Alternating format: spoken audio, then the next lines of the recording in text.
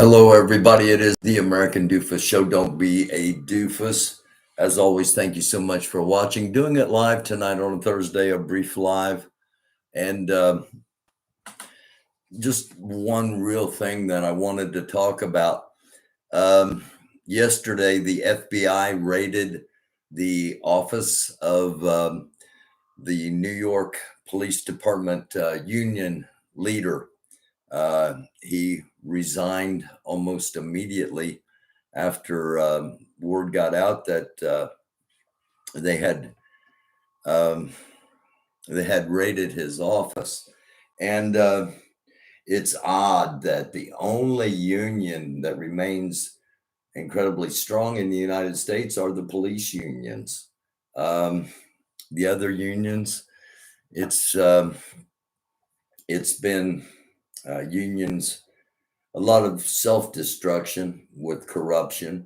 And we see that in this police union, supposedly. Otherwise, I don't think the FBI would be raiding the place. It's just an assumption. But it takes me to a couple of other places. And the reason I wanted to come on here, Thunder, how you doing? How's everybody doing tonight? I hope everyone's well. Going to be just a short live tonight, and then depending on what happens tomorrow, I may have a recorded episode on during the day. Soul Food for the Gods, Sissy, hey, thank you all for watching. Again, FBI raided the leader of the police union in New York yesterday. The New York Police Department union. Their leader was had his office raided by the FBI, and he stepped down almost immediately, resigning. Now, when something like that happens and somebody resigns, or something happens like the murder of George Floyd and the officers put in prison, they still make thousands upon thousands of dollars from their pensions. Their pensions are guaranteed no matter what. That's how strong the police unions are. They have the cities, the counties, the states over a barrel. What else are they going to do? Are you going to defund the police? Are you what? And of course, massive cry in our country for defunding the police. True Soldier, what's going on? Young City, what's up? Thank you guys for watching. Thank you everyone for watching. Again, just on here, just on one brief topic. The corruption, apparent corruption in the New York Police Department police union, and how strong the police unions are. And for some reason, when I start talking about things, song lyrics pop into my head. And there's a Rolling Stones song. And one of the lyrics in the song is, every cop is a criminal and all you sinners are saints. Just something to think about, as always.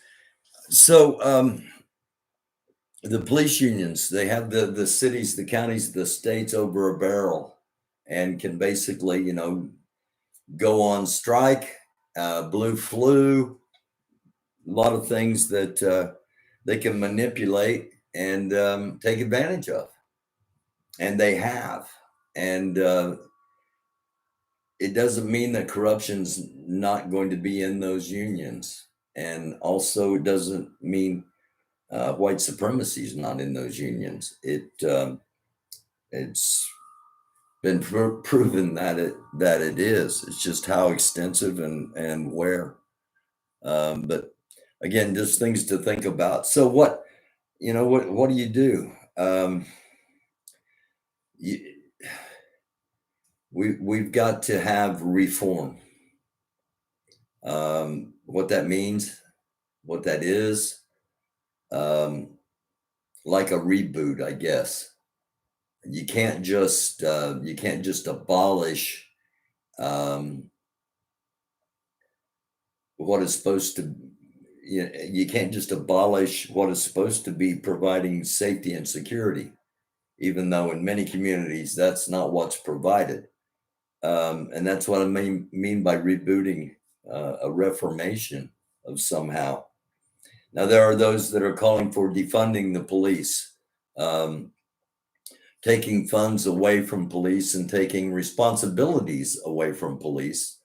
Not totally doing away with the police department, but moving public funds, from the police budget to budgets where social services such as interventions in in psychological situations that police are just not trained to handle in any other way other than violence.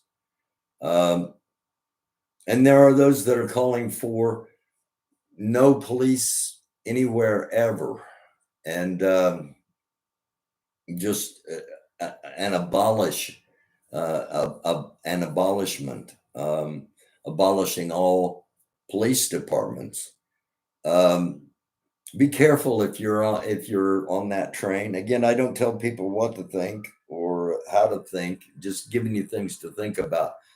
And let's think about it for a second.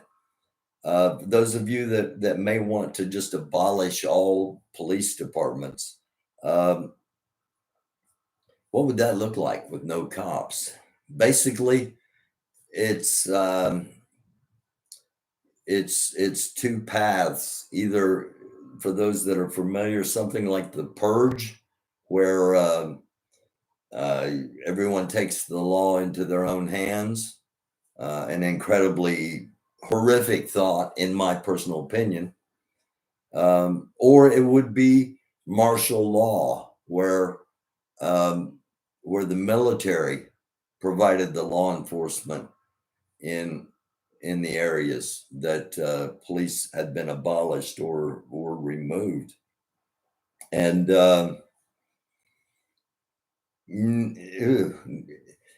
either situation to me is unacceptable. So we got some hard choices to make as a society and some tough decisions to make. And we don't have the people in power in our state governments or our federal government in most situations that have the um, what would be an appropriate word other than the guts, um, to do hard things, because politicians aren't really there to serve us. They're there to serve them. They're there to get themselves reelected until they're crusty and can't be elected anymore, or they've self-destructed. Um, anyway, that's off topic. That's what I wanted to give. That's what I wanted to get out to think about tonight. Where do we go? What do we do? How do we take the militarization of the police departments out of the police departments, and the concept of violence as the first response in often too many situations, um, is something that can't be talked about enough until we find some kind of answer. So I'm going to hop over here. Greetings to all of you once again. T-Rex, how are you? Good evening. Okay.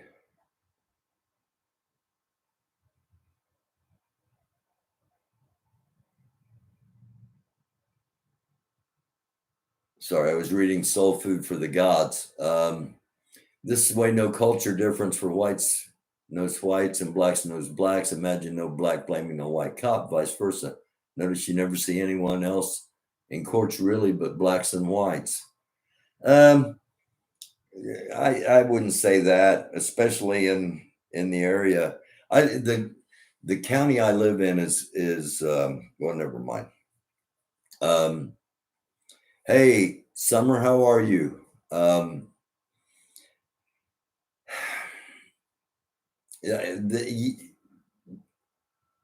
there are others that are in court other than just black and white, but yeah, I can concede that the majority of situations, it's either black or white, and a lot of the other minority communities, um, I don't know if they police themselves. I don't know if they cover for each other. I don't know, but just by statistics alone, yes, I'd have to agree with that. Um, Summer, where did you send the email? Oh, you're going to email me this weekend. Excellent. Okay, good. Thank you. Anada, that's ridiculous. What's ridiculous, by the way? Um, Refund the police and give my tax dollars back. If you want to, everyone should look at their community and see the percentage of your tax dollars that goes towards police pensions and police departments. You may be surprised. I think cops should live in the area that they serve, and they should know the area that they patrol. Um, that's that's how I grew up. The area I grew up in, um, you knew who the county sheriff was. You knew who the town marshal or the chief of police, whatever the title was. You knew who law enforcement was, and they knew you. And it was about protecting and serving, and it was about, not in all situations, of course. Remember the lyrics I quoted earlier, um, but it's it somehow transformed, and the time it did was 2001, when the country was attacked. The police had to militarize in the eyes of the government, um, which was an overreaction because nothing that has really been put in place outside of possibly reinforced doors in jet airplanes. Not a lot has been done that would have stopped what happened that day. Um, but yeah, I do totally agree that police should live in the areas they police. Um, and at the same time, there's a major problem with that, because there are some areas that the people living in those areas don't want to be in, which is a whole nother segment that we need to get into, because in a country as well, we're incredibly in debt as a government, but the amount of wealth and riches within our country, um, things ought to be better. And I haven't worn it in a while, but Apollo sent me a shirt that said "We all rise" and had all different colors of different hues of people with their fist up. And those that watch the show know that I believe that what's good for some is good for all. Um, anyway, in Buffalo, you must live in the area you work in. It's a great way to know the law enforcement, like you said. It was bad at first, but it's gotten a lot better. You're always going to have some um, booty holes. Yeah, you always will. Um, it's That's a step, and a step that it needs to be talked about. It needs to be talked about not just on little bitty situations like this, but on a grand scale. Um, it, we need to somehow pressure people in power to address the fact that the George Floyd bill is still in the Senate. That that reform is a necessity for our future. That's just my opinion, and you don't have to agree with disagree. Disagreeing is fine, but we cannot lax on allowing things to slide back to where, quite frankly, cops are comfortable busting anybody's head they want to bust, and we haven't gotten far enough away from that, in my opinion. Thank you all for watching. I'm going to hop off here and wish you a blessed night. And again, I'm going to try to get something up tomorrow afternoon. If I'm not back before, I'll be on live Tuesday, Wednesday, Thursday, and next week at 10 o'clock. Summer, I look forward to your email. Blessings to you, to T-Rex, Soul Food, Anada, all of you. Thank you for watching. I'm going to scroll up here so I don't miss anybody that took the time to put in a chat. Young City, Sissy McLeod, Thunder. Thank you all. God bless you all. Shalom, salam, namaste, peace. I love you all. Sincerely, I do. Thanks for watching. We'll be back real soon. It's the American Doofus Show. Don't be a doofus. It is a dark world. Let's all keep being a light. I love y'all.